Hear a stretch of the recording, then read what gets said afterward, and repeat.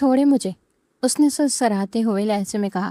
شہروز نے ساختہ اپنا ہاتھ اس کی گردن پر رکھا اور اپنا چہرہ اس کی گردن کے قریب کرتے ہوئے بولا، میں نے تمہیں کیا سمجھایا تھا؟ آدھی رات کے وقت اپنی کسی بھی میل کزن کے کمرے میں جانے کی کوشش مت کرنا، اس کا انجام برا ہو سکتا ہے۔ کچھ دن پہلے عنایا نے شہروز کا بہت اہم پروجیکٹ خراب کر دیا تھا۔ سزا کے طور پر شہروز نے اسے فارم ہاؤس لے جا کر سارا پروجیکٹ تیار کروایا تھا۔ اب وہ اسے بدلہ لینے اس کے کمرے میں آئی تھی۔ تبھی چچی کمرے کے اندر داخل ہوئی۔ دونوں کا ساتھ دے کر انہوں نے اپنا سینہ زور زور سے پیٹنا شروع کر دیا۔ شہروز تیزی سے عنایا سے الگ ہوا۔ تھوڑی ہی دیر میں وہاں پر سب گھر والے جمع ہو گئے تھے۔ دادا جان نے عنایا اور شہروز کا نکاح کر دیا۔ رات شہروز جب اس کے پاس آیا تو غصے میں ساری رات وہ اس پر اپنی شدتیں لوٹاتا اسے۔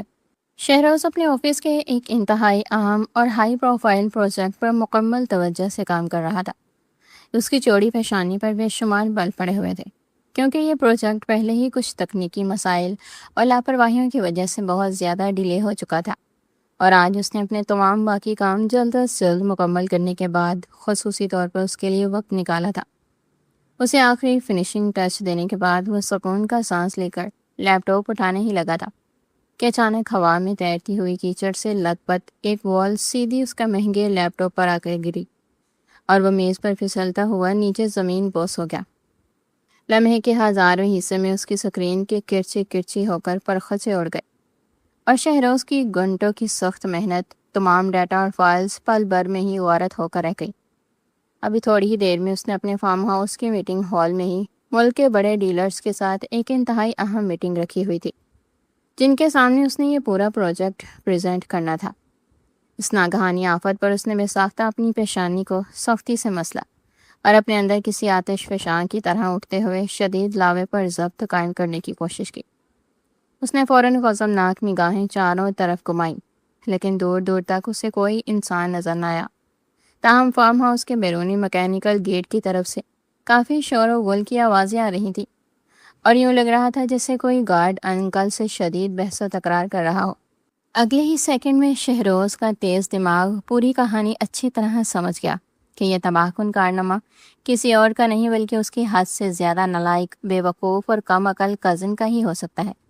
اپنی مٹھیاں غصے کی شدت سے بھینچتے ہوئے وہ تیزی سے بیرونی دروازے کی طرف بڑھا، جہاں اسے عنایا گارڈ انکل کے بالکل قریب کھڑی نظر آئی۔ وہ ان سے ہاتھ نچا نچا کر بحث کر رہی تھی، کیونکہ گارڈز کی سخت ڈیوٹی تھی اور وہ اسے بغیر اجازت اندر جانے سے روک رہے تھے۔ او گارڈ انکل، تم شاید مجھے ابھی جانتے نہیں ہو۔ جس شاندار فارم ہاؤس میں جانے سے تم مجھے اتنی اکڑ کے ساتھ روکے ہو نا، یہ میرے بڑے تایا جان کا ہے، اور اگر میں نے ایک بار بھی فون کر کے ان کو تمہاری شکایت لگا دی تو وہ تمہاری اس نوکری سے نکالنے میں ایک سیکنڈ کا ہزارواں حصہ بھی نہیں لگائیں گے۔ وہ اپنی نازک کمر پر دونوں ہاتھ رکھے بالکل دیہاتی عورتوں کے انداز میں لڑنے مرنے کے لیے میدان میں اتری ہوئی تھی کہ اچانک ہی اس کی نظر سامنے سے سرخ انگارہ آنکھوں کے ساتھ آتے شہروز پر پڑی۔ وہ گارڈ کو دونوں ہاتھوں سے پیچھے دھکا دیتے ہوئے تیزی سے شہروز کی طرف بڑھی اور اپنی پھولی ہوئی سانسوں کو بحال کرنے کی ناپائیدار کوشش کرتے ہوئے بمشکل بولی، وہ ہم لوگوں کی بال آپ کے فارم ہاؤس کے اندر آ گئی ہے، کائنڈلی سے فوراً واپس کر دیں، کیونکہ ہم لوگ باہر سڑک کنارے کرکٹ کھیل رہے ہیں۔ یہ کہہ کر عنایا نے تھوڑے ہی فاصلے پر موجود اپنے کلنڈرے کزنوں کے ٹولے کی طرف اشارہ کیا، جس میں شامل تمام لڑکے بالکل اسی کی طرح نالائق اور غیر ذمہ دار تھے۔ ان کی حرکتوں، شرارتوں اور کرتوتوں میں بس 19-20 کا ہی فرق تھا۔ شہروز نے اس کی ایک بچکانہ بات کا کوئی جواب نہ دیا اور بالکل خاموش کھڑا شدید ناگواری سے اس کے معصوم سے چہرے کو گھورتا رہا۔ اس وقت اس کا دل چاہ رہا تھا کہ وہ اس لڑکی کو بغیر کچھ سوچے سمجھے زندہ زمین کے اندر دفن کر دے۔ او انکل، مجھے اس طرح سے ٹکٹکی باندھ کر کیا دیکھ رہے ہیں؟ جلدی سے مجھے بول دیں، مجھے واپس آنے کے لیے بہت دیر ہو رہی ہے۔ اپنے لیے ایک 30 سالہ ہینڈسم بزنس مین کی بجائے انکل کا تحقیر آمیز لقب سن کر شہروز کے تن بدن میں جیسے آگ ہی لگ گئی۔ اس نے گارڈ کو فوراً وہاں سے دور جانے کا سخت اشارہ کیا اور عنایا کو اس کی نازک کلائی سے انتہائی بے دردی سے پکڑتا ہوا کھینچ کر فارم ہاؤس کے اندر لے آیا اور اسے پوری قوت کے ساتھ دیوار کے ساتھ پن کرتے ہوئے غصے سے پھنکارا، میں تمہیں کس زاویے سے انکل دکھائی دیتا ہوں؟ یہ اچانک حملہ سن کر عنایا نے اپنی بڑی بڑی آنکھوں سے بے حد حیرت کا اظہار کیا۔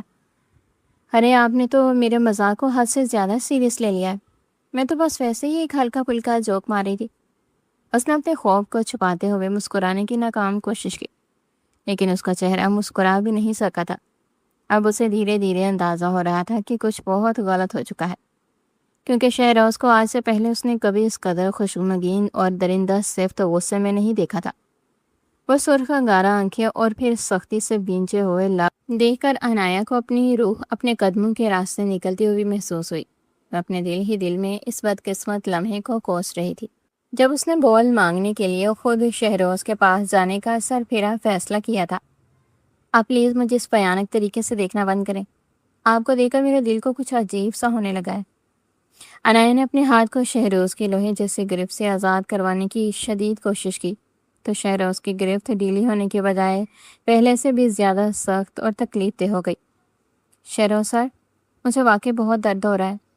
اب کی بار اس نے عقل مندی کا مظاہرہ کرتے ہوئے اسے انکل کہنے سے مکمل پرہیز کیا تھا، اور اس کی آنکھیں درد کی شدت اور خوف کے مارے موتیوں سے بھیگنے لگی تھی۔ یہ سن کر شہروز ہلکا سا جھک کر اس کے گھبرائے ہوئے چہرے کے بالکل نزدیک آیا اور اس کی بھیگی ہوئی آنکھوں پر سرد پونک مارتے ہوئے انتہائی خطرناک لہجے میں بولا، اور مجھے اس وقت تم پر حد سے زیادہ شدید غصہ آ رہا ہے عنایہ بیگم۔ تم اپنی چھوٹی سی عقل سے سوچ بھی نہیں سکتی کہ فی الحال تم مجھے کس قدر زہر لگ رہی ہو۔ تمہاری ان فضول اور احمقانہ بے وقوفیوں کی وجہ سے ہمیشہ میرا لاکھوں کا نقصان ہوتا ہے، اور میں بڑا ہونے ناطے ہمیشہ درگزر کر دیتا ہوں، لیکن آج تمہیں میرے ہاتھوں سے اس کائنات میں کوئی بھی نہیں بچا سکتا۔ آج میں تمہیں وہ سبق سکھاؤں گا کہ تم زندگی میں دوبارہ کبھی بھی ایسی فضول شرارت کرنے کے قابل نہیں رہو گی۔ عنایہ کو اپنی نادانی میں ابھی تک بالکل سمجھ نہیں آ رہا تھا کہ شہروز اس قدر شدید غصہ کیوں ہو رہا ہے، اور آخر اب اس نے کون سی ایسی بڑی گستاخی کر دی ہے۔ لیکن پھر جب شہروز نے اسے گھسیٹ کر اندر لے جا کر اپنے کرچے کرچے ہوئے مہنگے لیپ ٹاپ اور اس پر جمی کیچڑ کی بھیانک حالت دکھائی، تو عنایہ کے پاؤں تلے سے زمین نکل گئی اور اس نے شدید بے چینی سے اپنے پہلو بدلے۔ وہ ادھر ادھر چور نظروں سے دیکھتی ہوئی وہاں سے چپکے سے بھاگنے ہی لگی تھی کہ شہروز نے ایک ہی لمبے ڈگ میں آگے بڑھ کر اس کے پیٹ پر اپنا مضبوط ہاتھ رکھا اور اسے ایک زوردار جھٹکے سے اپنے بے حد نزدیک کھینچ لیا۔ عنایہ صدمے اور خوف کے مارے زور سے اس کے کشادہ سینے کے ساتھ جا کر لگی۔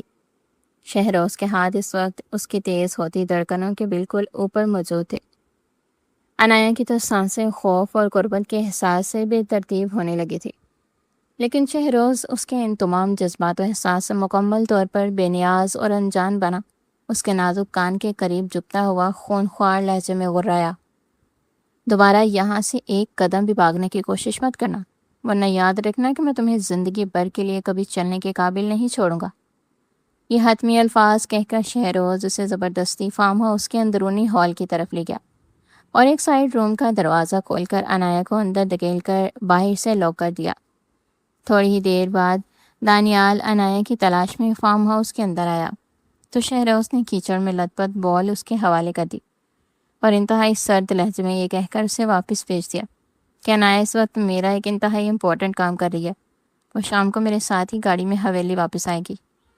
دانیال لاپرواہی سے اسے اپنی کندھے اچکاتا ہوا وہاں سے چلا گیا اور ادھر کمرے میں بند عنایہ کی تو سانسیں خوف اور گھبراہٹ کے مارے اٹک رہی تھی۔ یا میرے اللہ، نہ جانے اب یہ پاگل اور جلاد انسان میرے ساتھ کیا حشر کرے گا۔ سب خاندان والے اسے پہلے ہی سائیکو نفسیاتی کہتے ہیں، اگر اس نے واقعی میرے ساتھ کوئی نفسیاتی حرکت کر دی تو نہیں، وہ میرے ساتھ ایسا کچھ غلط نہیں کر سکتا۔ یا میرے اللہ، مجھے اس کے شر سے بچا لے۔ وہ اب کمرے میں ٹہلتے ہوئے زور و شور سے قرآن آیات اور دعائیں مانگنے میں مصروف ہو گئی۔ دوسری طرف شہروز نے اپنی اہم بزنس میٹنگ کینسل کر دی تھی اور تھوڑی ہی دیر کے بعد وہ عنایہ کے کمرے میں داخل ہوا۔ عنایہ اسے دیکھتے ہی خوفزدہ ہرنی کی طرح فوراً پیچھے کی طرف ہٹی اور دیوار کے ساتھ بالکل چپک کر کھڑی ہو گئی۔ اس نے حواس واستگی میں میز پر رکھا ایک وزنی شیشہ کا گلدان اپنے دونوں ہاتھوں میں اٹھا لیا۔ دیکھیں مسٹر شہروز، خبردار جو آپ نے مجھے ذرا سا بھی نقصان پہنچانے یا قریب آنے کی کوشش کی تو۔ یہ دھمکی سن کر شہروز نے استہزائیہ انداز میں اپنی ایک ابرو اچکائی اور اپنے دونوں بازو سینے پر لپیٹ کر اسے انتہائی دلچسپ اور تمسخرانہ نظروں سے دیکھنے لگا، جو ہاتھ میں بھاری گلدان اٹھانے کے باوجود خوف سے کسی سوکھے پتے کی طرح بری طرح لرز رہی تھی۔ اگر میں نے تمہیں ہاتھ لگایا مس عنایا تو تم میرا کیا بگاڑ لو گی؟ فی الحال تو تم میرا کچھ بھی نہیں بگاڑ سکتی، کیونکہ تم اس وقت مکمل طور پر میرے رحم و کرم پر ہو۔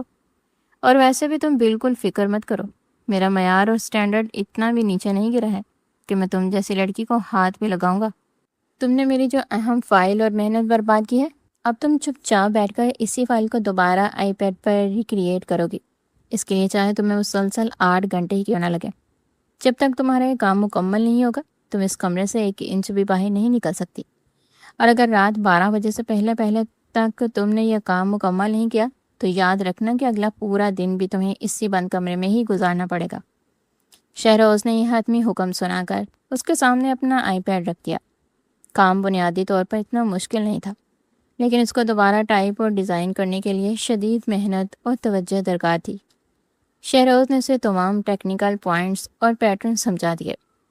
عنایا کو تو یہ سب سوچ کر ہی رونا کا دورہ پڑنے لگا تھا۔ اس نے آج تک اپنی اسکول یا کالج کی ہسٹری میں کبھی اپنا ہوم ورک بھی خود نہیں کیا تھا۔ یہ آفس اور بزنس کا پیچیدہ کام تو بہت دور کی بات تھی، لیکن مرتی کیا نہ کرتی کہ مستاق وہ خاموشی سے سر جھکا کر آئی پیڈ پر کام کرنے میں مصروف ہو گئی، جبکہ شہروز کافی دیر تک ایک سائڈ پر کھڑا اس کے سر کو گھورتا رہا۔ گھر جاتے ہی دانیال نے دادا جان کو شہروز اور عنایا کے فارم ہاؤس میں رکنے کی بات بتا کر شکایت لگا دی تھی، جس کے بعد اب شہروز کے موبائل پر دادا جان کی طرف سے مسلسل کالز آ رہی تھی۔ لیکن شہروز نے موبائل خاموش کر کے ایک سائڈ پر پھینک دیا تھا اور انتہائی اطمینان بھرے انداز میں ہال کے بڑے ٹی وی پر اپنی پسندیدہ انگلش مووی دیکھنے لگا تھا۔ اچانک ہی مووی میں ایک انتہائی رومانٹک اور جذباتی سین آیا تو شہروز کا دھیان نہ چاہتے ہوئے بھی بھٹک کر اس کمرے کی جانب چلا گیا، جہاں وہ حسین اور ضدی دلربا اپنے تمام تر حسن سے مکمل طور پر بے نیاز بیٹھ کر کام کرنے میں مصروف تھی۔ عنایا حد سے زیادہ خوبصورت اور دلکش تھی، اس بات میں واقعی کوئی شک نہیں تھا۔ اپنے معصوم اور دلکش چہرے سے کسی کا بھی ایمان ڈگمگانے کی مکمل صلاحیت رکھتی تھی۔ جہاں تک شہروز کا سوال تھا تو وہ بھی ایک نظر شناس اور حسن پرست مرد تھا، اور اس کی اس قدرتی خوبصورتی کو اندر سے سراہتا بھی تھا۔ لیکن اپنی عملی زندگی گزارنے کے لیے اس نے ہمیشہ سے اپنے لیے ایک ایسی لڑکی کی تصویر ذہن میں بنا رکھی تھی جس کی طرح ہی حد سے زیادہ میچور ہو، جو زمانے کے تمام نزاکتوں اور اصولوں کے مطابق چلنا جانتی ہو، اور جو کبھی بھی اسے دوسروں کے سامنے شرمندہ ہونے پر مجبور نہ کرے۔ تھوڑی ہی دیر گزری تھی کہ عنایا نے کمرے کے اندر سے دروازے کو زور زور سے بجانا اور دھکے دینا شروع کر دیے۔ شہروز نے شدید غصے اور بیزاری سے جا کر جیسے ہی لاک کھولا، عنایا جو باہر نکلنے کے لیے دروازے کو پورا زور لگا کر دھکا دے رہی تھی، توازن بگڑنے پر سیدھی شہروز کے سینے پر جا کر گری، اور ان دونوں کے بوجھ سے شہروز کا سر بھی پیچھے زمین سے زور سے ٹکرایا۔ کہ تم بالکل ہی پاگل ہو گئی ہو؟ یہ کس قسم کی بچکانہ اور جاہلانہ حرکت کر رہی ہو؟ عنایا جو پوری کی پوری اس کے مضبوط جسم کے اوپر لیٹی ہوئی تھی، اس ناگہانی افتاد پر بری طرح سے گھبرا گئی۔ آئی ایم ریئلی سوری، مجھے لگا کہ آپ مجھے اس ویران فارم ہاؤس میں اکیلا چھوڑ کر کہیں چلے گئے ہیں، اور میرے اس بند کمرے میں گھبراہٹ کے مارے دم گھٹنے لگا تھا، اس لیے میں دروازہ توڑ کر باہر نکلنے کی کوشش کر رہی تھی۔ وہ ابھی تک مکمل طور پر اسی کے اوپر گری تھی، اور شہروز نے پہلی بار اس کے نازک اور معطر جسم کی بلا خیز نرمی کو اتنے قریب سے محسوس کیا تھا۔ اس نے جیسے ہی عنایا کی پتلی کمر پر اپنے ہاتھ رکھ کر اسے اپنے اوپر سے اٹھانا چاہا تو عنایا ہڑبڑا کر بری طرح کسمسائی، اور اس نازک کسمساہٹ کے دوران وہ دور ہونے کی بجائے اس کے مزید نزدیک آ گئی۔ وہ دونوں جتنے ایک دوسرے سے دور جانے کی کوشش کر رہے تھے، ان کے درمیان فاصلے اور دوریاں اتنی ہی کم ہوتی چلی جا رہی تھی۔ اس سچویشن میں حد سے زیادہ آکورڈ اور سنسنی خیز ہو چکی تھی۔ شہروز اس کے جسم کی نرمی اور عنایا شہروز کے مذکور جسم کی سختی اور گرم تپش کو محسوس کر کے بری طرح سے گھبرا گئی تھی۔ کچھ ہی سیکنڈز کے بعد شہروز نے اسے دونوں شانوں سے پکڑ کر اٹھا کر بٹھایا تو اس دوران بھی وہ سیدھی اس کی گود میں ہی آ کر بیٹھ گئی۔ اب کیا مجھے تمہیں یہاں سے ہٹنے کے لیے بھی باقاعدہ الفاظ میں کہنا پڑے گا؟ کم از کم تمہیں اتنی تمیز اور آئیڈیا تو ہونا ہی چاہیے۔ شہروز نے کرخت لہجے میں چوٹ کی تو وہ فوراً سے اس کی گود سے چھلانگ لگا کر پیچھے کی طرف کھینچی۔ آئی ایم ریئلی سوری، وہ اپنے بکھرے ہوئے بالوں کو جلدی جلدی اپنے کانوں کے پیچھے کرتے ہوئے شرمندگی سے بولی۔ کیا میں باہر ہال میں بیٹھ کر یہ کام مکمل کر سکتی ہوں؟ کیونکہ اس بند کمرے میں میرا واقعی دم گھٹتا ہے۔ اس نے انتہائی منت بھرے انداز میں شہروز کی جیل سی آنکھوں میں دیکھتے ہوئے التجا کی۔ شہروز جو اسے صاف انکار کرنے کا پکا ارادہ رکھتا تھا، اس کی اس بیچارگی اور معصومیت سے بھرپور انداز بڑھنا چاہتے ہوئے بھی اپنا سر ہاں میں ہلانے پر مجبور ہو گیا۔ ٹھیک ہے، لیکن خبردار جو کوئی بھی اور فضول حرکت کی، جتنا جلدی ہو سکے یہ کام مکمل کرو، کیونکہ مجھے رات کو ایک بہت اہم جگہ کسی سے ملنے جانا ہے۔ عنایا نے جیسے ہی یہ بات سنی تو اس کی آنکھیں تجسس سے فوراً چمکی۔ کیا آپ نے رات کو اپنی کسی گرل فرینڈ سے ملنے جانا ہے؟ شہروز نے اسے حد درجہ بیزاری اور تحقیق بھرے انداز میں دیکھا۔ اس دنیا میں گرل فرینڈس کے علاوہ بھی بہت سے اہم رشتے اور لوگ ہوتے ہیں، لیکن اس میں تمہارا کوئی قصور نہیں ہے۔ تمہارے چھوٹے سے دماغ کی ٹریننگ اور سوچ ہی ایسی ہوئی ہے۔ شہروز اس کے وجود پر ایک سرسری اور سرد نظر ڈالتا ہوا کچن کی طرف بڑھ گیا تاکہ اپنے لیے فریش جوس بنا سکے، جبکہ عنایا اس کی چوڑی پشت کو غصے سے گور کر رہ گئی۔ یا میرے اللہ، کہیں یہ انسان صبح شام کریلے تو نہیں چباتا جو اتنا کڑوا بولتا ہے؟ اس نے اپنے آپ سے آہستگی سے سوال کیا۔ آواز واقعی بہت آہستگی تھی، ورنہ اگر شہروز کے کانوں تک پہنچ جاتی تو وہ اس کے سوال کا جواب بھی اتنے شاندار طریقے سے دیتا جو عنایا کے لیے بالکل بھی قابل قبول نہ ہوتا۔ وہ شہروز کے چچا جان کی اکلوتی بیٹی تھی اور حال ہی میں اپنے گاؤں سے شہر منتقل ہوئی تھی۔ عنایا کے بابا نے اسے یہاں شہر میں اس کی اعلیٰ تعلیم اور اسٹڈی کے سلسلے میں بھیجا تھا۔ شہروز کے چچا اپنی اس امیر بائی کے مقابلے میں ذرا کم مالی حیثیت رکھتے تھے۔ گاؤں میں ان کی کچھ آبائی زمینیں تھیں جن پر وہ کاشتکاری کرتے تھے، اور اس کے علاوہ ان کے پاس آمدنی کا کوئی دوسرا بڑا ذریعہ نہیں تھا۔ وہ تہہ دل سے چاہتے تھے کہ ان کی اکلوتی بیٹی پڑھ لکھ کر کسی بڑے مقام پر پہنچے اور خاندان کا نام روشن کرے، لیکن عنایا کو تو بچپن سے ہی پڑھائی کے نام سے شدید الرجی تھی۔ وہ کتابوں کے نام سنتے ہی کوفت اور چڑچڑے پن میں مبتلا ہو جاتی تھی۔ اس کا اصل مقصد شہر آ کر صرف اور صرف آزاد ماحول میں عیاشی اور شاپنگ کرنا تھا، اور اس نے اپنا یہ شوق یہاں آ کر کافی حد تک پورا بھی کر لیا تھا۔ جب سے وہ حویلی آئی تھی اس نے تمام گھر والوں کی ناک میں دم کر کے رکھا ہوا تھا۔ شہروز سے پورے خاندان میں سب سے زیادہ چڑھتا تھا، اور اسے عنایا کی احمقانہ حرکتیں ایک آنکھ بھی نہیں پاتی تھی۔ اگر شہروز کو قانون کی طرف سے باقاعدہ اجازت ملتی کہ وہ کسی ایک شخص کو بلا جھجک جان سے مار دے تو وہ بلا تعمد عنایا کا ہی انتخاب کرتا، جو ہمیشہ اس کے اہم کاموں کو تباہ و برباد کر دیتی تھی۔ وہ حویلی میں ہوتی تب بھی شرارتیں کر کے اس کا امن برباد کرتی، اور اگر وہ کبھی سکون کی تلاش میں باہر فارم ہاؤس آ جاتا تب بھی وہ موت کے فرشتے کی طرح اس کے سر پر نازل ہو جاتی تھی۔ شہروز کو اکثر لگتا تھا کہ جب تک عنایا اس دنیا میں موجود ہے تب تک اس کے لیے سکون کا ایک سانس لینا بھی ناممکن ہے۔ رات کو ٹھیک 12 بجے کے قریب عنایا نے بلاخر وہ پیچیدہ پروجیکٹ آئی پیڈ پر کمپلیٹ کر ہی لیا، اور اب وہ فرتے مسرت سے اپنے آپ کو خود ہی شاباشی دے رہی تھی اور مسلسل اپنے کندھے کو تھپتھپا رہی تھی۔ واہ عنایا بیگم، تم نے تو آج واقعی کمال ہی کر دیا۔ جو پروجیکٹ اتنے بڑے اور مغرور بزنس مین سے نہیں ہو سکا وہ تو نے کتنی آسانی سے منٹوں میں کر دکھایا۔ شہروز نے روم سے باہر نکلتے ہوئے اس کی یہ بات سن لی تو انتہائی کاٹدار اور زہریلے انداز میں اسے گرا۔ اپنی زبان کو ذرا سنبھال کر بات کرو عنایا، مجھے صاف سنائی دے رہا ہے جو کچھ تم بڑبڑا رہی ہو۔ عنایا نے برا سا منہ بنایا۔ میں نے کون سا آپ کی شان میں کوئی گستاخی کیا؟ میں تو بس اپنی سچی تعریفیں ہی کر رہی تھی۔ شہروز نے اس کی اس نالائکی پر اسے فوراً ٹوکتے ہوئے کہا، زیادہ زبان چلانے کی بالکل ضرورت نہیں، مجھے بلا وجہ زبان چلانے والی اور فضول بولنے والی عورتیں زہر لگتی ہیں۔ عنایا غصے اور چڑ کے مارے بری طرح سے اپنے پاؤں قالین پر پٹکنے لگی۔ بے شک وہ لڑکی اس دنیا کی سب سے زیادہ بدقسمت ترین لڑکی ہوگی جس سے آپ کی غلطی سے شادی ہوگی۔ شہروز نے غصے کی شدید لہر کے تحت اپنی مٹھیاں بیس لیں۔ اس بار وہ زبان سے کچھ بھی نہیں بولا تھا کیونکہ اسے اپنے عملی اقدام سے جواب دینا چاہتا تھا۔ عنایا جب تیزی سے باہر کی طرف بھاگی تھی اور شہروز کی لگژری گاڑی کا دروازہ کھول کر بیٹھنے لگی تو شہروز نے اسے اپنے ڈولے سے پکڑ کر پیچھے روک دیا۔ تم میرے ساتھ اس گاڑی میں بالکل نہیں جا رہی ہو، تم حویلی تک پیچھے پیدل آؤ گی، ویسے بھی یہاں سے حویلی کا محض 20 منٹ کا راستہ ہے۔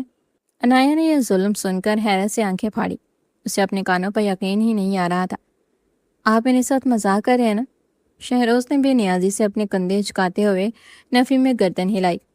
بالکل بھی نہیں، میں تمہارے ساتھ کوئی مذاق نہیں کر رہا، بلکہ تمہارا کام مزید آسان کر رہا ہوں، کیونکہ میرے جیسے کھڑوس اور کڑوے شخص کے ساتھ تم کبھی بھی گاڑی میں بیٹھنا پسند نہیں کرو گی۔ اس لیے میں تم پر کوئی زبردستی دباؤ نہیں ڈالنا چاہتا۔ یہ کہہ کر وہ خود گاڑی کی فرنٹ ڈرائیونگ سیٹ سنبھال چکا تھا اور اگلے ہی پل اس کی تیز رفتار گاڑی سراپا شور مچاتی ہوئی فارم ہاؤس کے مرکزی گیٹ سے باہر نکل گئی۔ اس کے جانے کے بعد فارم ہاؤس کا بوڑھا گارڈ عنایہ کے قریب جا کر کھڑا ہوا اور اپنی گردن جھکاتے ہوئے مؤدبانہ انداز میں بولا، بی بی جی، صاحب جی کا سخت حکم ہے کہ میں آپ کی حفاظت کے لیے آپ کو پیدل حویلی تک چھوڑ کر آؤں۔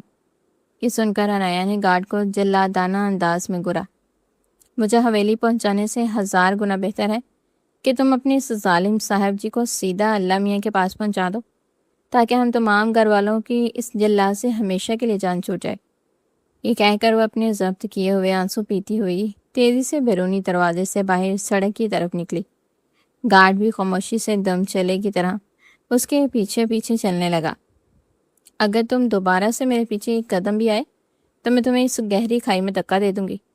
عنایہ نے سڑک کنارے ایک چھوٹے سے کھڈے کی طرف اشارہ کرتے ہوئے شدید دھمکی دی۔ گارڈ اس کی اس معصومانہ دھمکی پر اپنی مسکراہٹ دبانے لگا، جسے دیکھ کر عنایہ کے تن بدن میں مزید آگ لگ گئی۔ لو جی، اب تو یہاں اس شہر میں مجھے کوئی بھی بندہ سیریس نہیں لیتا۔ وہ حد سے زیادہ جذباتی اور دکھی ہو گئی تھی۔ حویلی پہنچتے ہی سب سے پہلے دادا جان سے جلاد شہروز کی ایسی سخت شکایت لگاؤں گی نا، یاد کرے گا۔ میں نے بتاؤں گی کہ کیسے صبح سے لے کر اب تک اس نے مجھ سے نوکروں کی طرح، کولوں کے بیل کی طرح کام کروایا ہے، اور پھر انعام دینے کے بجائے وہ مجھے آدھی رات کو پیدل بھی چلوا رہا ہے۔ وہ مسلسل اور نان سٹاپ بولے جا رہی تھی۔ اس بات سے مکمل طور پر انجان کہ گارڈ نے اپنے موبائل سے اپنے باس یعنی شہروز صاحب کو ڈائریکٹ کال پر لیا ہوا تھا، اور وہ محترمہ کی تمام تر خرافات اور دھمکیاں لائیو سن رہا تھا۔ حویلی پہنچتے ہی شہروز نے عنایہ کے آنے سے پہلے ہی دادا جان کو عنایہ کی کیچڑ والی بال اور لیپ ٹاپ کی تباہی کے بارے میں تمام سچ بتا دیا تھا۔ دادا جان شہروز کی زبانی یہ سب سن کر اپنا ماتھا پیٹ کر رہ گئے، کیونکہ شہروز خاندان کا ذمہ دار بیٹا تھا اور وہ بہت کم ہی کسی کی شکایتیں لگاتا تھا۔ اس لیے دادا جان ہمیشہ اس کی بات پر فوراً یقین کر لیتے تھے۔ بعد میں جب عنایہ نے رو دھو کر اپنی صفائی پیش کرنے کی کوشش کی تو دادا نے اسے ایک لفظ بھی بولنے کا موقع نہ دیا اور ڈانٹ کر کمرے میں بھیج دیا۔ اب عنایہ کی حالت ایسی تھی جیسے کاٹو تو بدن میں لہو نہیں۔ وہ جلے پیر کی بلی بنی اپنے کمرے میں مسلسل چکر کاٹ رہی تھی۔ اس کا بس نہیں چل رہا تھا کہ وہ اس وقت پوری دنیا کو آگ لگا دے۔ مسٹر شہروز، مجھے دادا جان کے ہاتھوں اس طرح ذلیل کروا کے تم خود کیسے سکون کی نیند سو سکتے ہو؟ اب جب تک میں تمہارا چین اور سکون برباد نہیں کر لیتی، تب تک میرے اس جلتے ہوئے دل کو ذرا بھی ٹھنڈک نہیں پہنچ سکی۔ یہ کہہ کر اس نے اپنے پورے زور سے سامنے رکھے صوفے کو ایک زوردار لات ماری اور اپنے دماغ میں صوفے کی جگہ شہروز کو امیجن کر رہی تھی، لیکن صوفہ شہروز کے جسم سے کچھ زیادہ ہی سخت ثابت ہوا اور اگلے ہی سیکنڈ عنایہ کو اپنے پاؤں کی انگلیاں ٹوٹتی ہوئی محسوس ہوئیں۔ وہ درد کے مارے ٹانگ پر اچھلنے لگی۔ ہائے میرے اللہ، میں تو ماری گئی، ہائے میرا پاؤں۔ کمرے میں اس کی کزن زارا بیڈ پر بیٹھی ناول پڑھنے میں مصروف تھی۔ عنایہ کی چیختی چلاتی اور کراہتی ہوئی آواز سن کر اس نے ناول سے نظر اٹھائی اور سرسری انداز میں عنایہ کو دیکھا۔ یہ فالتو کی ڈرامے بازیاں بند کرو عنایہ، اور یوں ہوا میں فضول تیر چلانے سے کچھ بھی حاصل نہیں ہوگا۔ اگر واقعی شہروز لالا سے بدلہ لینا ہے تو پھر تمہیں ایک پراپر اور ماسٹر پلان بنانا ہوگا۔ دراصل زارا خود بھی شہروز سے بہت زیادہ تنگ اور نالاں آ چکی تھی۔ آج اس کا اپنی کالج کی دوستوں کے ساتھ ناران کاغان کے ٹرپ پر جانے کا پکا ارادہ تھا، لیکن شہروز جو کہ حویلی کا سب سے بڑا اور روبدار بیٹا تھا، اس نے اپنے اس بڑا پن کا پورا فائدہ اٹھاتے ہوئے زارا کے ٹرپ پر سخت پابندی لگا دی تھی۔ اب اس کی تمام دوستیں ناران کاغان میں گھوم پھر رہی تھیں اور اسے زبردست سنیپس بھیج رہی تھی، جبکہ وہ حویلی میں بند بیٹھی بس غصے سے پہلو بدل رہی تھی اور دل ہی دل میں شہروز کو گالیاں دے رہی تھی۔ زارا کو اس قدر شدید غصے میں دیکھ کر عنایہ کی آنکھیں شریر چمک سے بھر گئی اور وہ اپنی ٹھوڑی کے نیچے ہاتھ رکھتے ہوئے مسکراتے ہوئے بولی، تم مجھے بتاؤ کہ ہم اس جلاد کا کیا بگاڑ سکتے ہیں؟ میں تو سوچ رہی ہوں کہ ہم شہروز لالا کو راتوں رات بالکل گنجا کر دیں۔ زارا نے بے چینی سے پہلو بدلتے ہوئے اپنا زبردست پلان پیش کیا۔ عنایہ نے فوراً سے ہوا میں چٹکی بجائی۔ واو یار، آئیڈیا تو واقعی بہت ہی زبردست ہے۔ ہم ایسا کرتے ہیں کہ شہروز سر کے شیمپو کی بوتل میں شیونگ کریم ملا دیتے ہیں۔ صبح جب وہ نہانے لگیں گے تو ان کے سر پر جاگ کے ساتھ ان کے سارے بال نیچے گریں گے۔ یہ کہہ کر وہ شیطانی انداز میں اپنے دونوں ہاتھ مسلتے ہوئے کھلکھلا کر ہنسنے لگے، جبکہ زارا بھی اس کے اس شاندار پلان میں برابر کی شریک تھی۔ واو انایا، تم تو میری سوچ سے بھی زیادہ انٹیلیجنٹ اور خطرناک نکلی۔ لیکن مجھے ایک بات بتاؤ، تم شہروز لارا کو بائی یا لالا کیوں نہیں کہتی؟ تم انہیں ہمیشہ سر کہہ کر کیوں پکارتی ہو؟ انایا نے انتہائی بری شکل بنائی، کیونکہ جب ہم ان کزنوں کو بائی یا لالا کہتے ہیں نا، تو یہ واقعی سگے بڑے بھائی بن کر روب جانا شروع کر دیتے ہیں، اور میں تو اپنے ماں باپ کی اکلوتی بیٹی ہوں، اس لیے میں ہرگز نہیں چاہتی کہ کوئی بھی بلا وجہ میرا بھائی بن کر مجھ پر فضول پابندیاں لگانے کی کوشش کرے۔ عنایہ بیگم کی اپنی عجیب منطق تھی، جو زارا کو پوری طرح سمجھ تو نہیں آئی تھی، لیکن اس نے جوش میں آ کر حامی گردن ہلا دی۔ اب وہ دونوں مل کر ڈیسائیڈ کر رہی تھی کہ شیونگ کریم آخر کس سے مانگی جائے۔ اس معاملے میں عنایہ کے ذہن میں سب سے پہلا چہرہ دانیال کا آیا، لیکن زارا نے فوراً سختی سے منع کر دیا۔ میں اس بگوڑے اور بزدل انسان سے کچھ بھی نہیں مانگوں گی۔ دراصل زارا اور دانیال ایک دوسرے کو پسند کرتے تھے۔ 2 دن پہلے ہی وہ دونوں چوری چھپے باہر گھومنے کے لیے گئے تھے کہ وہاں اچانک ہی شہروز آ گیا۔ دانیال نے شہروز کو دیکھتے ہی زارا کو بھگانے کا اشارہ کیا اور خود بھی تیزی سے ہوٹل کے پچھلے راستے سے باہر کی طرف نکل گیا۔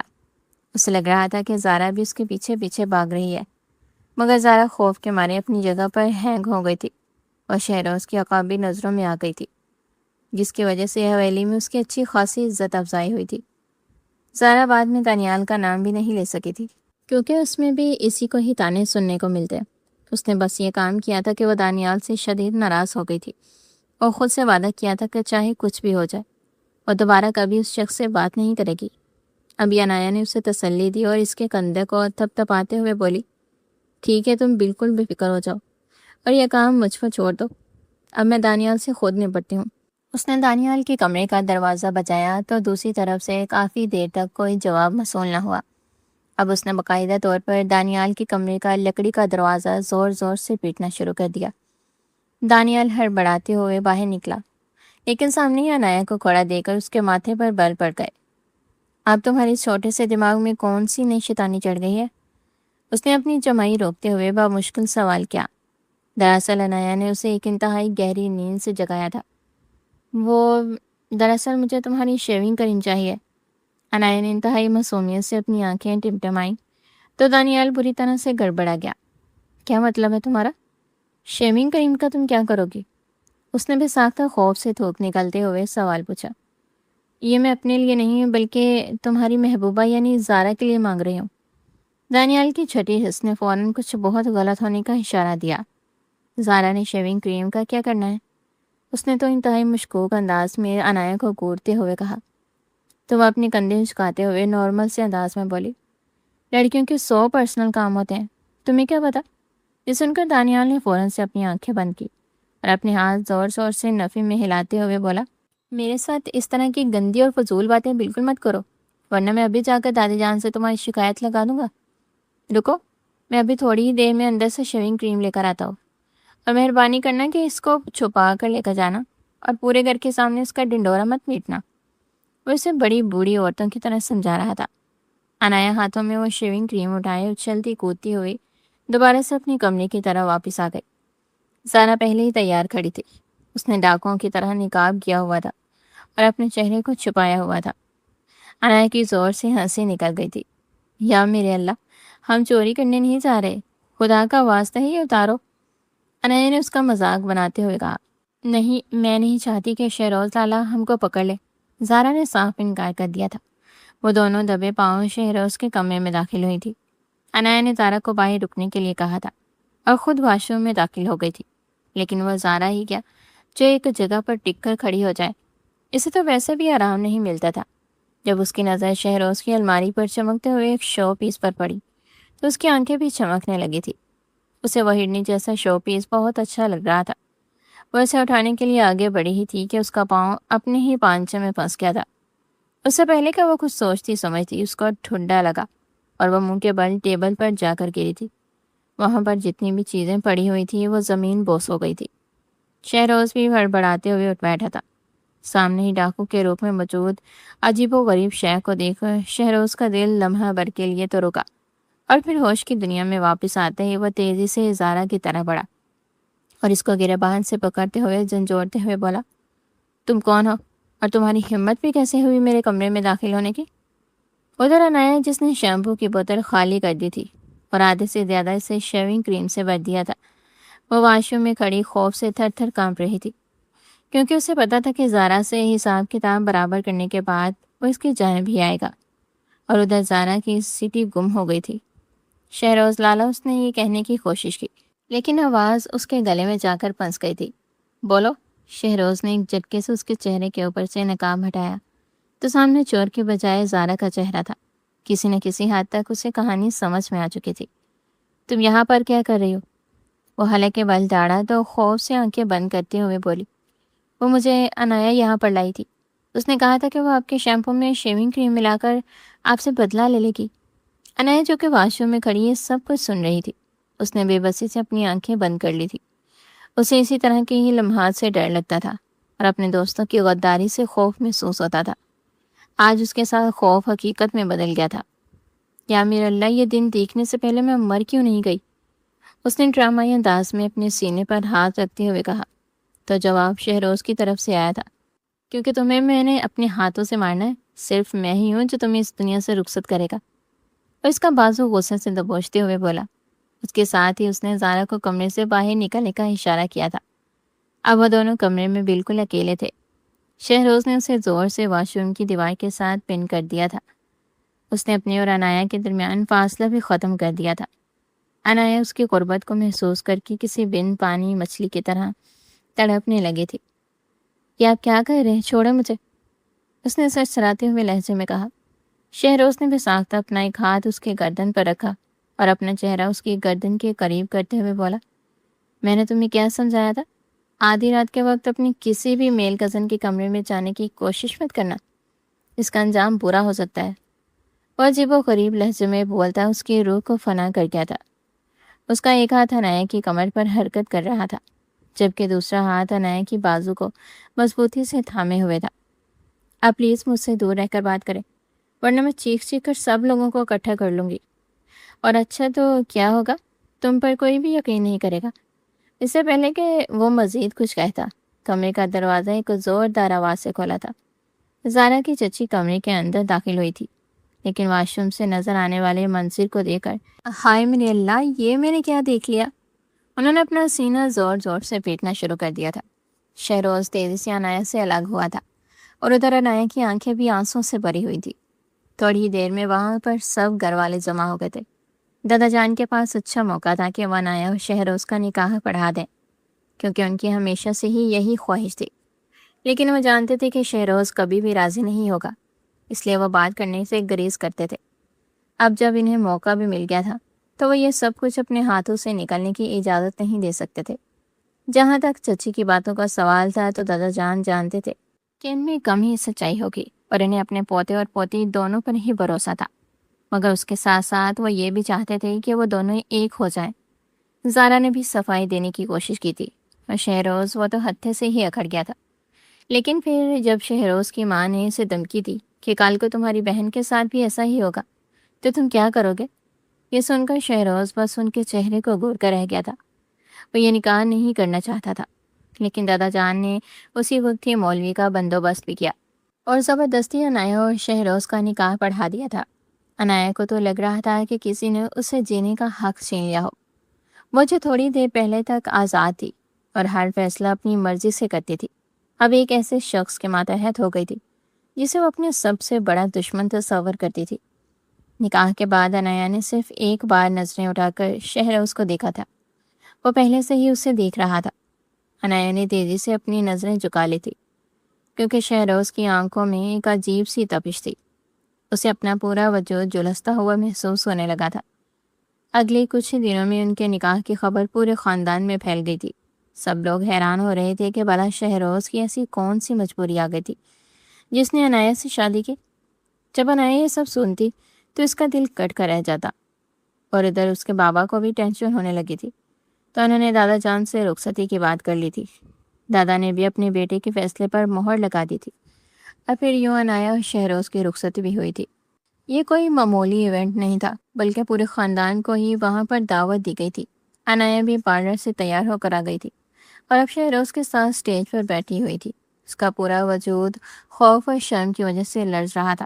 اچانک اس کا ہاتھ شہروز کے ساتھ ٹچ ہوا تو اس نے فوراً ہی اپنا ہاتھ پیچھے کی طرف کھینچا اور اپنی گود میں رکھ دیا تھا۔ شہروز بھی اسے تھوڑا سا فاصلہ بنا کر بیٹھ گیا تھا۔ یہ محسوس کر کے عنایا کی آنکھیں آنسوں سے بھیگنے لگی تھی۔ رات کے وقت وہ اپنے کمرے میں بیٹھی اس کا انتظار کر رہی تھی، لیکن شہروز نے کمرے میں آتے ہی دو ٹوک انداز میں کہہ دیا تھا کہ بہتر یہی ہوگا تم اپنے دل میں کسی بھی قسم کی غلط فہمی نہ پالو، کیونکہ یہ رشتہ زبردستی کا ہے۔ مجھے تم میں کوئی انٹرسٹ نہیں تھا۔ یہ رشتہ اس وقت تک رہے گا جب تک دادا جان زندہ ہیں۔ جس دن ان کا انتقال ہو گیا اس دن ہم دونوں کے راستے الگ ہو جائیں گے۔ عنایا کے لیے الفاظ کسی پگھلے ہوئے شیشے کی مانند تھے۔ وہ بظاہر ایک بہت ہی لاپرواہ لڑکی تھی، لیکن اس کے بھی جذبات تھے، اس کے پاس بھی دل موجود تھا، اور باقی روایتی دلہنوں کی طرح اس کے بھی ہزاروں ارمان تھے جو شہروز کی ان جلی کٹی ہوئی باتوں نے بری طرح سے کچل دیے تھے۔ وہ پوری رات سسکتی رہی تھی اور آنسو بہاتی رہی تھی۔ بعد میں شہروز کو بھی اپنی غلطی کا احساس ہوا تھا، لیکن وہ پتھر کا بن گیا تھا۔ اگلی صبح بہت ہی روشن تھی۔ عنایا شیشے کے سامنے بیٹھی اپنے ہاتھوں پر لوشن لگا رہی تھی کہ اچانک اس کی نظر شیشے پر نظر آنے والی شہروز کے عکس پر پڑی تھی، جو کہ اس کے وجود کو ہی گو رہا تھا۔ شہروز کی نظریں اس وقت اس کی کمر پر جمی ہوئی تھی۔ عنایا کی کمر کی پچھلی ڈوریاں کھلی ہوئی تھی اور اس کی خوبصورت شفاف بغیر داغ والی کمر شہروز کی نظروں کے سامنے تھی۔ جو بھی تھا، جیسا بھی تھا، وہ اس کے نکاح میں تھی۔ شہروز اس پر حق رکھتا تھا۔ کل رات بھی وہ چین سے نہیں سو پایا تھا، اور پھر وحشت سے اس کا سر بھی پھٹا جا رہا تھا۔ اس نے بغیر کوئی تاثر دیے سرد لہجے میں کہا، میرے پاس آؤ۔ عنایا نے سنا تو پوری طرح سے گھبرا گئی تھی۔ ابھی صبح کے 6 بج رہے تھے۔ وہ بھی بے آرامی کی وجہ سے جلدی اٹھ گئی تھی، لیکن اب شہروز کی فرمائش پر اس نے بے چینی سے پہلو بدلا تھا۔ کیا تمہیں سنائی نہیں دے رہا یہاں میرے پاس ہو؟ شہروز نے بیڈ پر بیٹھنے کا اشارہ کیا تو عنایا مرتی کیا نہ کرتی کہ مستعد چھوٹے چھوٹے قدم اٹھاتی اس کے قریب آ کر بیٹھ گئی تھی۔ شہروز اس کے بازو پکڑ کر اسے ایک جھٹکے سے اپنے نزدیک کیا تو عنایا نے خوف سے اس کے چہرے کو دیکھا تھا۔ آپ میرے ساتھ کیا کرنے والے ہیں؟ شہروز نے اس کے لبوں پر انگلی رکھی تھی۔ آج ہم دونوں کا ولیمہ ہے، اور یہ ولیمہ اس وقت تک حلال نہیں ہوگا جب تک میں تمہیں تمہارا حق نہیں دے دیتا، شہروز نے کوئی سے لہجے میں کہا۔ عنایا نے بے ساختہ نفی میں گردن ہلائی تھی۔ آنسوں کا گولا اس کے گلے میں اٹک گیا تھا۔ کل رات کو شہروز نے اس کے ساتھ جو کچھ بھی کیا تھا، اس کے بعد وہ اس کے ساتھ تعلق نہیں بنانا چاہتی تھی۔ شہروز کی آنکھوں میں اب وہ پرانی سختی بالکل ختم ہو چکی تھی۔ وہاں تو بس ایک ایسی تپش تھی جو عنایا کے دل کو پگھلانے کے لیے کافی تھی۔ اس نے عنایا کے ماتھے سے بالوں کو ہٹایا اور اس کے کان کے پاس جھک کر بہت ہی دھیمی اور گہری آواز میں کہا، عنایا، تمہیں کیا لگتا ہے کہ صرف نکاح ہو جانے سے تم میری ہو گئی ہو؟ جب تک میں تمہاری روح میں نہ اتر جاؤں یہ رشتہ مکمل نہیں ہوگا۔ عنایا نے گھبرا کر اپنا چہرہ موڑنا چاہا، مگر شہروز نے اس کا بازو تھام کر اسے ایک ہی جھٹکے میں اپنے سینے سے لگا لیا۔ اب شہروز کی گرفت میں وہ سب کچھ تھا جس کا اپنا تھا۔ اس نے عنایا کی گردن کے اس نازک حصے پر اپنے گرم لب رکھ دیے جہاں پر اس کی شارک دڑک رہی تھی۔ عنایا کے پورے جسم میں ایک جرجری سی دوڑ گئی۔ شہروز وہاں کسی شکاری کی طرح اپنی نشان چھوڑ رہا تھا۔ اس کی گرم سانسیں عنایا کے جسم کو گما رہی تھی۔ اسی لمحے شہروز کا ہاتھ عنایا کی کمر سے ہوتا ہوا سامنے کی طرف بڑھا، اس کے سینے کے نرم دھڑکنوں پر جم گیا۔ عنایا کے حلق سے ایک دبی ہوئی چیخ نکلی، مگر شہروز اب کسی کی سننے والا نہیں تھا۔ اس کی انگلیاں عنایا کے نازک بدن کو اپنی مٹھی میں بھر کر بار بار دبا رہی تھی۔ عنایا لذت اور ایک انجانی بے چینی کے ملے جلے احساس سے تڑپ رہی تھی۔ اس کے ہاتھ شہروز کے چوڑے کندھوں پر جم گئے تھے۔ شہروز کی زبان اب عنایا کی گردن کے ہر حصے کو چھو رہی تھی۔ وہ کبھی اس کی نرم گردن کو اپنے دانتوں سے پکڑتا اور کبھی شدت سے اسے چوستے ہوئے اپنے رشتے کا حق جتاتا، جس سے عنایا کا وجود کسی پتے کی طرح لرزنے لگا۔ شہروز نے عنایا کے چہرے کو اپنے دونوں ہاتھوں میں لیا۔ عنایا کی آنکھیں بھیگی ہوئی تھی اور ہونٹ کانپ رہے تھے۔ شہروز نے پلک جھپکتے ہی اس کے ہونٹوں کو اپنے حصار میں لے لیا۔ یہ کوئی محض لمس نہیں تھا، بلکہ شہروز کی برسوں کی پیاس اور چاہت تھی۔ وہ انتہائی بے باکی سے عنایا کے لبوں کا رس پی رہا تھا، جیسے وہ اسے اپنے انداز میں جذب کر لینا چاہتا ہو۔ عنایا نے بے بسی میں اپنی آنکھیں بند کر لی۔ اس کے ہاتھ خود بخود شہروز کے بالوں میں الجھ گئے۔ شہروز کا دوسرا ہاتھ عنایا کی ننگی کمر پر گم رہا تھا۔ اس کے پورے عنایا کے پیٹ کے اتار چڑھاؤ کو محسوس کر رہی تھی۔ जिससे कमरे की खामोशी में एक अजीब सी तपिश भर गई थी। शहरोज अब अनाया के लबों को छोड़कर नीचे की तरफ सिरकने लगा। उसने अनाया को बेड पर लिटाया और उसकी कमीज को ऊपर कर दिया। अनाया का गोरा और मुलायम पेट अब शहरोज के सामने था। शहरोज ने चुपकर अपने लब अनाया के पेट के बिल्कुल दरमियान में रख दिए। अनाया ने सिसक कर बिस्तर की चादर को मुट्ठियों में बींच लिया। शहरोज की जुबान अनाया के पेट पर निशान बना रही थी, जबकि उसके हाथ अनाया के पेट के निचले हिस्से पर गर्दिश कर रहे थे। उसका लम्स किसी दहकती आग की तरह था, जो अनाया के रेशमी वजूद को छूकर उसे बेहाल कर रहा था। शहरोज के हाथ अब अनाया के ट्राउज़र के करीब पहुंच चुके थे, जहां उसकी उंगलियां बहुत ही महारत और शिद्दत से हरकत कर रही थी। अनाया के हलक से निकलने वाली धीमी धीमी सिसकियां शहरोज के जुनून को मज़ीद बढ़ा रही थी। वो अनाया के जिस्म के हर कोने को अपनी मोहब्बत से जीत रहा था। कमरे में सिर्फ उनकी तेज़ होती सांसें माहौल को मज़ीद खूबसूरत बना रही थी। शहरोज ने अनाया को यह एहसास दिलाया दिया था कि अब वो मुकम्मल तौर पर उसकी दस्तरस में है। अनाया की हर रुकावट अब शहरोज के लम्स की गर्मी में पिघल कर ख़त्म हो चुकी थी। शहरोज की आंखों में छुपी वहशत अब मुकम्मल तौर पर अनाया के वजूद को अपनी लपेट में ले चुकी थी। कमरे की तपिश इस कदर बढ़ गई थी कि दोनों की सांसें एक दूसरे में उलझ रही थी। शहरोज ने जब देखा कि अनाया उसके लम्स की शिद्दत से निडाल हो रही है, तो उसने एक फातिहाना मुस्कुराहट के साथ उसे बेड से उठाकर अपनी मजबूत बाहों में भर लिया। अनाया ने बेख्तियारी में अपना सर उसके चौड़े सीने पर टिका दिया, जहां शहरोज के दिल की धड़कनें किसी बेतरतीब सांस की तरह बज रही थी। शहरोज उसे किसी बेशकीमत गुड़िया की तरह गोद में उठाए वाशरूम की तरह पड़ा। शहरोज, क्या कर रहे हो? अनाया ने बहुत ही धीमी और थकी हुई आवाज़ में पूछा। उसके लहजे में अब वो पहले वाली मुज़ाहमत नहीं थी, बल्कि एक अजीब सा खौफ था। शहरोज ने कोई जवाब न दिया, बस उसकी आंखों में गहराई से झांका और वाशरूम का दरवाज़ा बंद कर दिया। उसने अनाया को शॉवर के बिल्कुल नीचे ला खड़ा किया, जहां सफ़ेद टाइल्स और मध्यम रोशनी ने माहौल को मज़ीद सहर अंगेज़ बना दिया था। शहरोज ने अनाया के चेहरे को अपने हाथों के प्याले में लिया और उसके माथे से पसीने की बूंदें चूमते हुए बोला, आज मैं तुम्हारे जिस्म और रूह से वो तमाम खौफ धोना चाहता हूँ जो बरसों से तुमने पाल रखे हैं। तुमने तो मुझे कहा था कि तुम मुझे छोड़ दोगे, वो घबराते हुए बोली, लेकिन फ़िलहाल तुम मेरी बीवी हो और मैं तुम पर हक रखता हूँ। इसका अंदाज़ अजीब सा था। अनाया ने बेबसी से उसे देखा। वह जानती थी कि वह शहरोज़ को नहीं रोक सकती, और वो ख़ुद भी चाहती थी कि शहरोज़ उसके नज़दीक आए, क्योंकि जो अरमान उसने अपनी आंखों में सजा रखे थे, वह इन अरमानों को भी पूरा करना चाहती थी। अनाया के लब लर्ज रहे थे। मुझे डर लग रहा है शहरोज़, तुम अचानक से बदल गए हो। शहरोज़ ने उसके होंठों के करीब सरगोशी की। डरना कैसे जाने मन, ये तो आगाज़ है इस बेचैनी का जो मैंने तुम्हारे लिए बचा कर रखी थी। उसके साथ ही शहरोज़ ने अपना हाथ बढ़ाकर शावर का हैंडल घुमा दिया और देखते ही देखते ठंडे पानी की बौछार उन दोनों के तपते हुए वजूदों पर गिरने लगी। पानी के अचानक वार से अनाया के हलक से एक लरसती हुई सिसकी निकली। उसके कपड़े पल भर में जिस्म के साथ चिपक गए, जिससे उसके सरापे की हर दिलकशी शहरोज़ की नज़रों के सामने वाज़ेह हो गई। अनाया ने सर्दी और घबराहट के मारे अपनी आंखें बंद कर ली और शहरोज़ के कॉलर को मजबूती से जकड़ लिया। शहरोज़ ने उसे दीवार के साथ लगाया और पानी की गिरती बूंदों के नीचे उसके चेहरे को ऊपर से उठाया। उसका तपता हुआ लम्स ठंडे पानी के बावजूद अनाया को जलाने लगा। शहरोज़ ने अनाया की गर्दन के पीछे अपना हाथ रखा और उसके गीले बालों को एक तरफ करके उसके शारत पर अपने लब रख दिए। अनाया का वजूद कमान की तरह तड़प उठा जब शहरोज़ के लब उसकी गर्दन पर वहशियाना अंदाज में हरकत करने लगे। वह कभी उसके नरम जिस्म को चूसता और कभी अपने दांतों से वहाँ मोहब्बत के निशान जब्त करता। शावर का पानी अब उन दोनों के दरमियान किसी पर्दे की तरह गिर रहा था।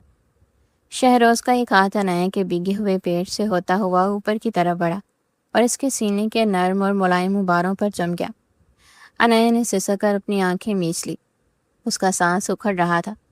शहरोज़ की उंगलियां अनाया के नाजुक वजूद को पानी की फिसलन के साथ इस कदर शिद्दत से बींच रही थी कि अनाया को लज्जत और हल्की सी तकलीफ का दिलकश एहसास हो रहा था। तुम्हारा ये जिस्म ये सिर्फ मेरा है, शहरोज़ ने अनाया के कान में दहकते हुए लहजे में कहा और दोबारा उसके होंठों को अपनी दस्तरस में ले लिया।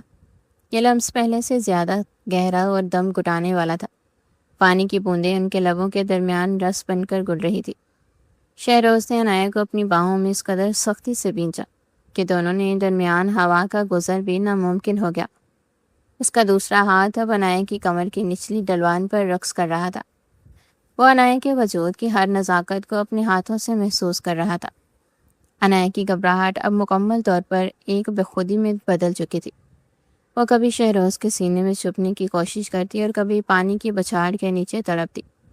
شہروز اب عنایا کے لبوں کو چھوڑ کر اس کے کندھوں اور پیٹ کی طرف سرکنے لگا۔ اس نے عنایا کی قمیض کے بٹنوں کو ایک ایک کر کے کھول دیا اور عنایا کا نیم برہنہ وجود شاور کے نیچے کسی حسین مجسمے کی طرح چمک رہا تھا۔ شہروز نے جھک کر عنایا کے گیلے پیٹ کو اپنے لبوں سے چھوا۔ اس کی زبان عنایا کی ناک کے گرد گھوم رہی تھی، جس سے عنایا کے حلق سے مسلسل مدھم سسکیاں نکل رہی تھی۔ شہروز کے ہاتھ مسلسل اس کی دھڑکنوں کو اپنی گرفت میں لیے ہوئے تھے۔ وہ انہیں بار بار دبا رہا تھا اور ان کی گرمی کو محسوس کر رہا تھا۔ عنایا کے لیے اب خود پر قابو رکھنا مشکل ہو گیا تھا۔ اس نے اپنے دونوں ہاتھ شہروز کے گیلے بالوں میں گاڑ دیے اور اسے خود میں مزید جذب کرنے لگی۔ پانی کا شور، ان کی تیز ہوتی سانسیں اور جسموں کے ملن نے واش روم کے ماحول کو ایک ایسے طوفان میں بدل دیا تھا جہاں صرف جذبات کا راج تھا۔ شہروز نے عنایا کو ایک جھٹکے سے اپنی طرف گھمایا اور اس کی پشت اپنی جانب کر لی۔ اب وہ اس کی کمر کے نشیب و فراز کو چوم رہا تھا۔ عنایا نے دیوار کا سہارا لیا اور اپنی آنکھیں بند کر کے اس لذت بھرے عذاب کو محسوس کرنے لگی۔ شہروز کا ہر لمس عنایا کے وجود میں ایک نئی آگ لگا رہا تھا۔ وہ اسے پوری طرح سے اپنی تسخیر کا نشانہ بنا چکا تھا۔ کافی دیر تک وہ دونوں شاور کے نیچے ایک دوسرے میں ڈوبے رہے، یہاں تک کہ عنایا کی تھکن اور شہروز کا جنون ایک ایسے مقام پر پہنچ گیا جہاں لفظوں کی گنجائش ختم ہو گئی۔ شہروز نے شاور بند کیا اور عنایا کو ایک بڑے تولیے میں لپیٹ کر دوبارہ اپنی گود میں اٹھا لیا۔ عنایا کا سر اب بھی شہروز کے سینے پر تھا۔ عنایا کے گورا رنگ پانی اور حدت کی وجہ سے گلابی ہو رہا تھا اور اس کی بند آنکھوں کی پلکوں پر اب بھی پانی کے قطرے ستارے بن کر چمک رہے تھے۔ شہروز نے اسے انتہائی نرمی سے بیڈ کے درمیان لٹایا جیسے وہ کوئی کانچ کی گڑیا ہو۔ وہ خود عنایا کے اوپر جھکا اور اس کے گیلے بالوں کو تکیے پر پھیلا دیا۔ تمہاری خاموشی مجھے پاگل کر دیتی ہے عنایا۔ اس نے سرگوشی کی اور اس کے ماتھے پر ایک بوسہ ضبط کیا۔ عنایا نے دھیرے سے آنکھیں کھولی تو سامنے شہروز کی آنکھوں میں اپنے لیے بے پناہ تڑپ دیکھی۔ اب اس کے دل سے وہ سارا خوف نکل چکا تھا جو کل رات کی تلخی نے پیدا کیا تھا۔ شہروز نے ایک بار پھر اس کے لبوں کو اپنی گرفت میں لیا، مگر اس بار یہ لمس مزید شدت لیے ہوئے تھا۔ اس کے ہاتھ عنایا کے وجود پر کسی مصور کی طرح گھوم رہے تھے۔ اس نے عنایا کے گالوں کو، گردن اور کندھوں کو اپنے لمس سے بھر دیا۔ عنایا اب کسی مچھلی کی طرح اس کے نیچے مچل رہی تھی۔ اس کا ہر سانس شہروز کے نام کی تصویر پڑھ رہا تھا۔ آج کوئی دیوار، کوئی فاصلہ نہیں عنایا، آج تم مکمل طور پر میری ہو، شہروز نے اس کے کان کی لو کو نرمی سے چبا کر کہا۔ عنایا نے بے اختیاری میں اس کے گرد اپنی باہیں پھیلا دیں اور اسے خود کے مزید قریب کر لیا۔ کمرے کی فضا ان کی سانسوں کی گرمی سے بوجھل ہو چکی تھی۔ شہروز نے اب تمام حجاب اٹھا دیے تھے اور اپنی برسوں کی ادھوری خواہشات کو عنایا کے وجود میں ڈالنے لگا۔ وہ دونوں ایک دوسرے کی خوشبو اور تپش میں اس طرح گم ہوئے کہ وقت کا احساس سمٹ گیا۔ شہروز نے اپنا وہ تمام حق وصول کیا جو ایک شوہر کا اپنی شریک حیات پر ہوتا ہے۔ عنایا کی سسکیاں اور شہروز کی دھڑکنیں مل کر ایک ایسی دلکشی پیدا کر رہی تھی جو صرف ان دونوں کے لیے تھی۔ جب یہ طوفان تھما تو عنایا شہروز کے بازو پر سر رکھے اس کے سینے کی پناہ میں تھی۔ شہروز نے اسے کمبل میں ڈال کر اپنے ساتھ کھینچ لیا۔ کمرے میں پھیلی خاموشی اب سکون دیتی۔ عنایا کو پہلی بار احساس ہوا کہ وہ اس شخص کی محبت کی قید میں کتنی محفوظ ہے۔ شہروز کے کمرے سے نکلتے ہی عنایا کے وجود میں پھیلی وہ تپش ایک دم ٹھنڈی برف میں بدل گئی۔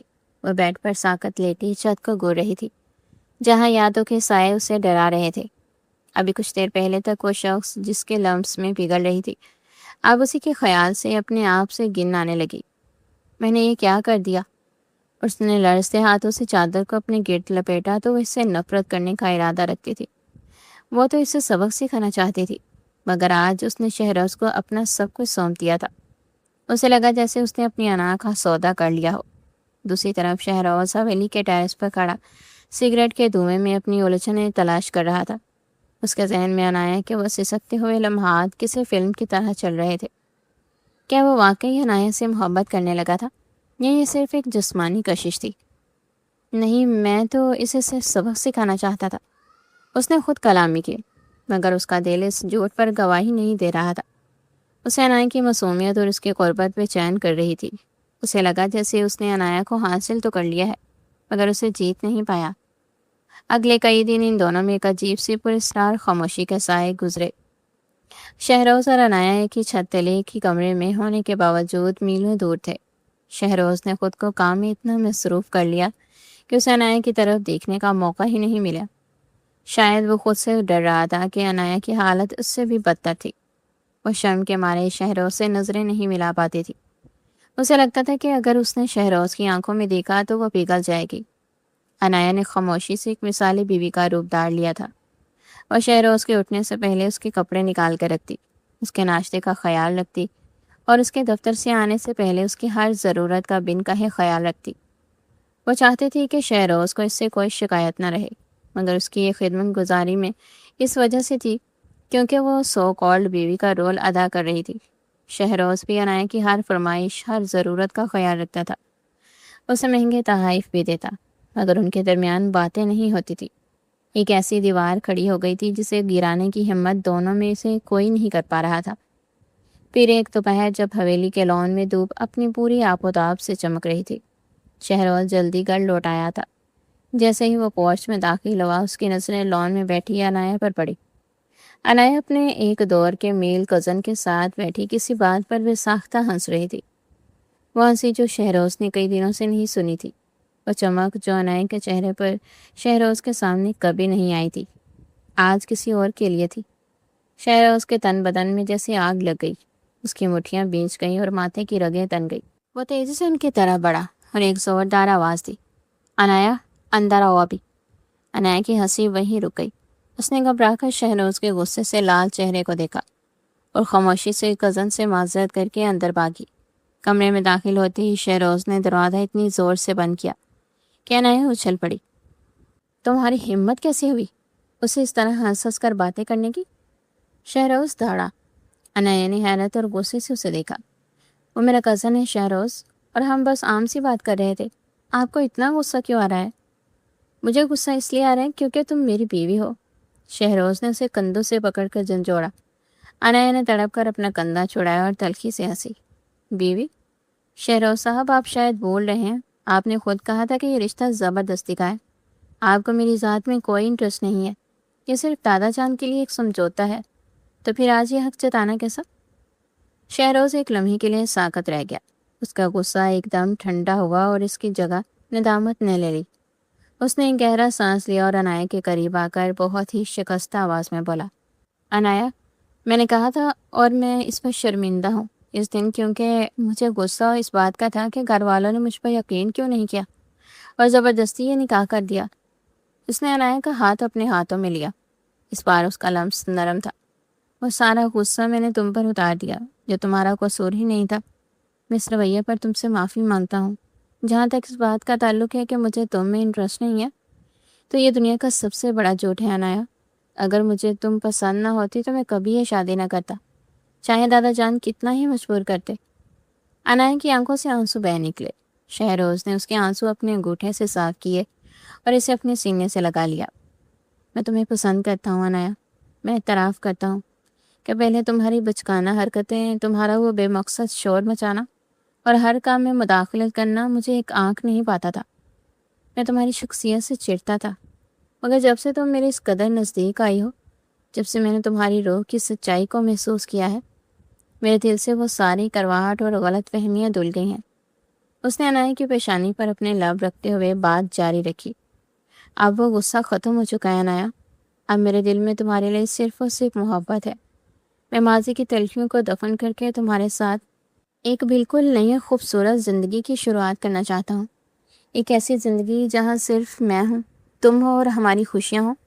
کیا تم میرا ساتھ دو گی؟ کیا تم مجھے ایک موقع دو گی کہ میں تمہیں وہ تمام خوشیاں دے سکوں جن کی تم حقدار ہو؟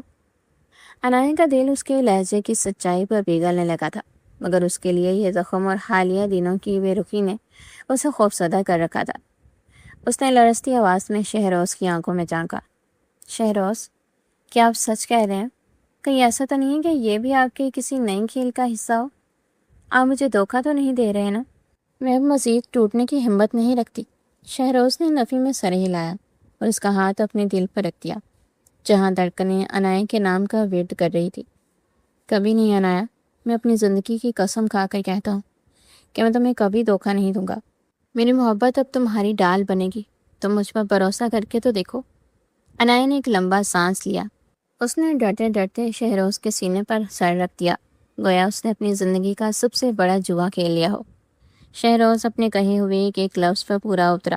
وہ شخص جو کبھی بات بات پر جنجلا جاتا تھا اب عنایا کی ہر فرمائش کو سر آنکھوں پر رکھتا۔ اس نے عنایا کو وہ بے تحاشا محبت اور عزت دی جس کے خواب عنایا نے بچپن سے دیکھے تھے۔ اب عنایا کو آخر کار وہ مقام اور وہ پیار مل گیا تھا جس نے اسے دنیا کی خوش نصیب ترین عورت بنا دیا تھا۔ ان کے درمیان وہ انجان دیوار ہمیشہ کے لیے گر چکی تھی اور اس کی جگہ ایک ایسی محبت نے لے لی تھی جس کی مثال پورا خاندان دیتا تھا۔ بعد میں زارا اور دانیال کی بھی شادی ہو گئی تھی۔ وقت گزرنے کے ساتھ حویلی کے در و دیوار پر چھائی وہ پرانی تلخیاں اور خاموشیاں مکمل طور پر ختم ہو چکی تھی۔ شہروز کا گھر اب ایک صرف عمارت نہیں رہا تھا بلکہ عنایا کے کہکہوں، اس کی معصوم شرارتوں اور ان دونوں کے درمیان پنپنے والی بے پناہ محبت سے مہکتا ہوا ایک خوبصورت آشیانہ بن چکا تھا۔ شہروز جو کبھی اپنے سخت رویے سے اور بے جا غصے کی وجہ سے جانا چاہتا تھا اب عنایا کی ایک مسکراہٹ پر اپنی ہر خوشی نثار کرنے کو تیار رہتا۔ اس نے عنایا کو وہ ہر عزت، سکون اور تحفظ دیا جس کی اس نے ہمیشہ تمنا کی تھی۔ ایک خوبصورت اور روشن شام کو حویلی کے ٹیرس پر ٹھنڈی ہوا کے دوش میں دونوں ایک ساتھ کھڑے تھے۔ چاند کی مدھم روشنی عنایا کے گلابی چہرے پر پڑ رہی تھی جسے اس کا سراپا اور بھی دلکش لگ رہا تھا۔ شہروز نے انتہائی محبت سے اپنا ہاتھ عنایا کی کمر کے گرد پھیلایا اور اسے اپنے اور قریب کر لیا۔ عنایا نے بغیر کسی جھجک یا خوف کے اپنا سر شہروز کے کشادہ سینے پر ٹکا دیا جہاں دل کی دھڑکنیں آج بھی عنایا کے نام کی تسبیح پڑھ رہی تھی۔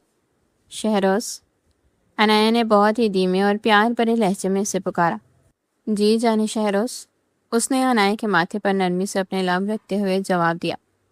کبھی کبھی میں سوچتی ہوں کہ اگر اس رات زارا کے ساتھ مل کر وہ نادانی نہ کی ہوتی تو شاید ہم آج اس مقام پر نہ ہوتے۔ مجھے تو ایسا لگتا ہے جیسے اللہ نے اسے زبردستی کے رشتے میں ہمارے لیے محبت کی سب سے خوبصورت داستان لکھ رکھی تھی۔ عنایا کی آنکھوں میں خوشی کے گوہر چمکنے لگے۔ شہروز کے چہرے پر ایک فاتحانہ دلکش مسکراہٹ ابھر آئی۔ اس نے عنایا کے چہرے کو اپنے دونوں ہاتھوں کے پیالے میں لیا اور اس کی آنکھوں میں گہرائی سے جانتے ہوئے بولا، عنایا، وہ محض ایک اتفاق نہیں تھا بلکہ میری روح کی وہ پیاس تھی جو صرف تم پر ختم ہوتی تھی۔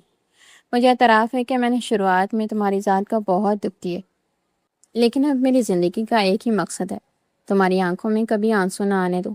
تم میری وہ حقیقت ہو جس کے بغیر میری ہستی بالکل ادھوری ہے۔ اسی دوران نیچے لان سے زارا اور دانیال کے ہنسنے اور نوک جھونک کی آوازیں گونجنے لگی۔ دانیال بھی اب زارا کی بچکانہ اور شوخ حرکتوں کا بالکل ویسے ہی عادی ہو چکا تھا جیسے شہروز عنایا کا ہوا تھا۔ زارا اور دانیال کی نئی نئی شادی نے حویلی میں خوشیوں کے رنگ مزید گہرے کر دیے تھے۔ شہروز نے نیچے دیکھتے ہوئے ایک ہلکا سا کہکہا لگایا اور عنایا کے کان میں سرگوشی کرتے ہوئے بولا، دیکھو، ایک اور نادان دل فتح ہو چکا ہے۔ عنایا بے ساختہ ہنس پڑی اور اس کی ہنسی کی مٹھاس نے ماحول کو مزید سحر انگیز بنا دیا۔ شہروز نے عنایا کو مکمل طور پر اپنے حصار میں لے لیا۔ اب ان کے درمیان نہ کوئی ماضی کا خوف تھا، نہ کسی قسم کی انا، اور نہ ہی کوئی لفظی یا جسمانی فاصلہ۔ وہ دونوں جانتے تھے کہ زندگی کی ہر طوفانی رات کے بعد محبت کا ایک نیا اور حسین سورج طلوع ہوتا ہے۔ ان کی داستان صرف ایک شادی کا اختتام نہیں تھی بلکہ روح سے روح کے ملن کا وہ ابدی سفر تھا جو ہمیشہ کے لیے ان کے نام ہو چکا تھا۔